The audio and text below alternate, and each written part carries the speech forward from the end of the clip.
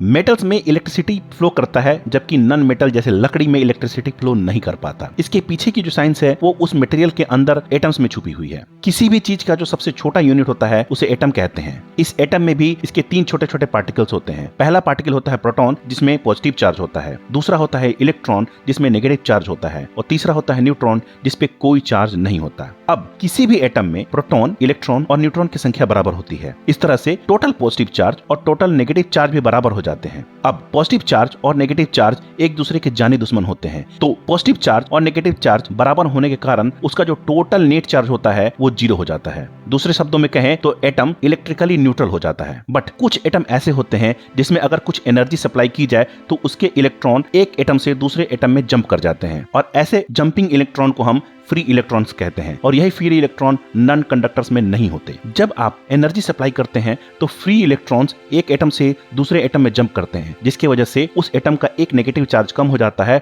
और positive charge बढ़ जाता है। इस तरह से जब तक एटम में एनर्जी सप्लाई होता रहता है फ्री इलेक्ट्रॉन एक एटम से दूसरे एटम और दूसरे एटम से तीसरे एटम में मूव करते रहते हैं और ये सिलसिला तब तक चलता रहता है जब तक एनर्जी का सप्लाई बना रहता है। इस तरह से इलेक्ट्रॉन्स के फ्लो के कारण पॉजिटिव चार्ज भी अपोजिट डायरेक्शन में फ्लो करता रहता है। परंतु नॉन मेटल जैसे लकड़ी के केस में इलेक्ट्रॉन इतने टाइटली बंधे होते हैं कि वो एटम से मूव नहीं करते, मतलब उनमें फ्री इलेक्ट्रॉन्स नहीं होता। जब नेट चार्ज नहीं बनता तो वो चार्ज भी कंडक्ट नहीं कर पाते। अब वापस आते हैं अपने कंडक्टर की तरफ। जब तक एनर्जी कंडक्टर को मिलती रहेगी उनमें इलेक्ट्रॉन्स का फ्लो होता रहेगा और उनमें चार्ज भी फ्लो करता रहेगा और इसी चार्ज के फ्लो को दोस्तों हम करंट कहते हैं। फ्री इलेक्ट्रॉन खुद से मूव नहीं करता, उसको मूव करने के लिए बाहर से फोर्स देना पड़ता है और ये फोर्स पॉजिटिव और नेगेटिव चार्ज के डिफरेंस के कारण डेवलप होता है जिसे साइंटिफिक टर्म में हम पोटेंशियल डिफरेंस कहते हैं और इसे हम वोल्ट में मेजर करते हैं।